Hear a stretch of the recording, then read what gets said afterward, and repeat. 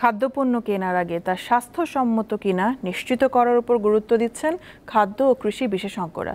বিষয়টি সামনে এনে জনসচেতনতা সৃষ্টিতে কাজ করছেন কলকাতার খাদ্য ও কৃষি বিশেষজ্ঞ অংশুমান দাস। সম্প্রতি মানিকগঞ্জে এই নিয়ে কর্মশালা করেছেন তিনি।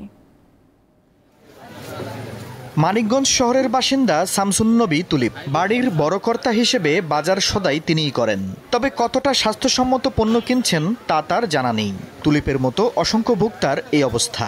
যে পণ্যটা আমরা কিনবো সেটা যেন মানসম্মত কিনা, সেটা স্বাস্থ্যসম্মত কিনা, সেটা গুণগত অবস্থানটা ভালো কিনা, ভালো জায়গাতে উৎপাদন হয়েছে কিনা, এই ব্যাপারে আমরা আসলে যাচাই বাছাই করি না, আমরা এই ব্যাপারে সচেতন না। ভোক্তা থেকে শুরু করে উৎপাদনকারীদের স্বাস্থ্যকর খাবারের বিষয়ে সচেতন করতে কাজ করছেন কৃষি বিশেষজ্ঞ অংশুমান দাস।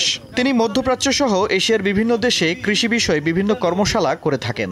সম্প্রতি তিনি মানিকগঞ্জে দেলোয়ার জাহানের প্রাকৃতিক কৃষি খামারে করেছেন খাদ্য বিষয়ক কর্মশালা। এতে অর্ধশতাধিক কৃষি উদ্যোক্তা অংশ নেন। যেগুলো আমাদের শরীরের পক্ষে ক্ষতিকর এবং আমাদের বিভিন্ন অসুখ বিসুখ প্রতিনিয়ত হচ্ছে, এ ধরনের খাবার আমরা টাকা দিয়ে কিনে খাচ্ছি। ভোক্তা যদি সচেতন না হয়, আমরা যত চিল্লাচিল্লি করি না কেন বা এত যদি সারা দেশ মিলেও আমরা নিরাপদ খাবার নিয়ে কাজ করি, খুব বেশি লাভ হবে না। ব্যস্ত জীবনে নিরাপদ খাবার নিয়ে না ভাবার কারণে অসুখ বিসুখ বাড়ছে বলে মনে করেন এই কৃষি বিশেষজ্ঞ। খাবার কোথা থেকে উৎপাদন হচ্ছে, কারা উৎপাদন করতেছে, এটা নিরাপদ কিনা, কোন জায়গা থেকে আসতেছে, এগুলো সব যাচাই করতে হবে এবং খাদ্যের জন্য আপনাকে অবশ্যই সময় দিতে হবে। এক যুগ ধরে প্রাকৃতিক কৃষি নিয়ে কাজ করা অংশুমান দাস মনে করেন স্বাস্থ্য ঠিক রাখতে সবচেয়ে গুরুত্বপূর্ণ কাজ হলো দেখে শুনে পণ্য কেনা। আপনি কি খাবেন সেটা তো প্রাথমিকভাবে আপনার দায়িত্ব, আমার দায়িত্ব, তাই না?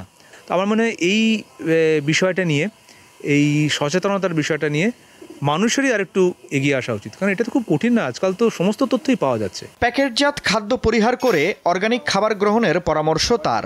এখনকার খাবার যেগুলো বলা হচ্ছে প্যাকেজ, এনার্জি ডেন্সড খাবার, প্রচুর পরিমাণে ক্যালোরি, সেগুলো কোনোভাবেই সঠিক খাবার বলে আমি মনে করি না। ফলে খাবারের দিকে দেখতে গেলে আমাদের পুরনো সংস্কৃতির দিকে ফিরে যেতেই হবে। নিরাপদ খাদ্য নিশ্চিতে সর্বস্তরের সচেতনতা গড়ে তোলার আহ্বান জানান অংশুমান দাস।